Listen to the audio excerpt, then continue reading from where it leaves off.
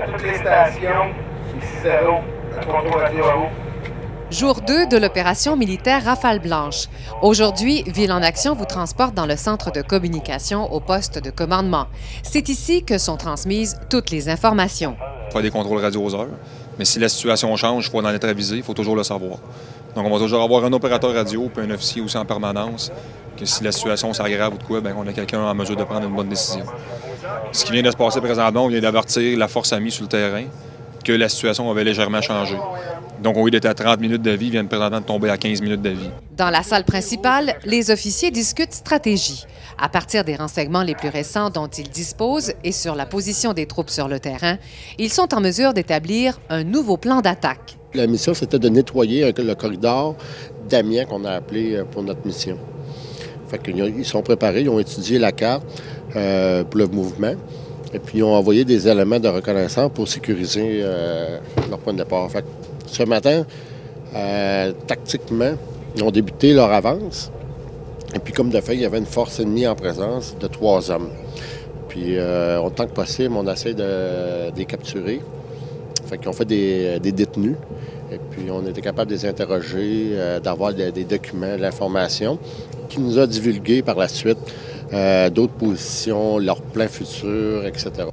Que ce soit lors d'une mission réelle ou encore, comme c'est le cas ici d'un exercice, la capture de prisonniers militaires doit se faire selon les règles d'engagement établies dans les conventions de Genève. Fait que ce soit réel ou en entraînement, on a nos propres règles d'engagement, les forces armées canadiennes. Puis aussi, on veut entraîner nos soldats à respecter les règles d'engagement, puis la façon qu'on va détenir un prisonnier de guerre, traiter des blessés, etc., l'évacuation.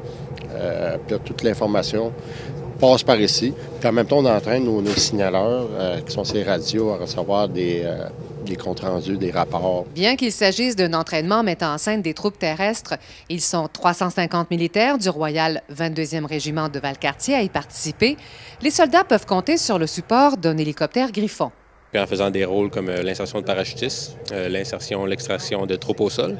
On peut aussi transporter du matériel, on peut faire de la reconnaissance, on peut faire l'évacuation médicale. Donc, le Griffon, c'est un hélicoptère utilitaire, donc on peut faire plusieurs rôles.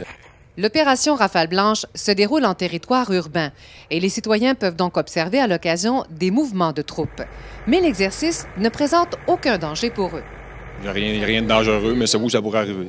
Mais les chances sont quand même minces parce qu'on se tient quand même loin des zones habitées.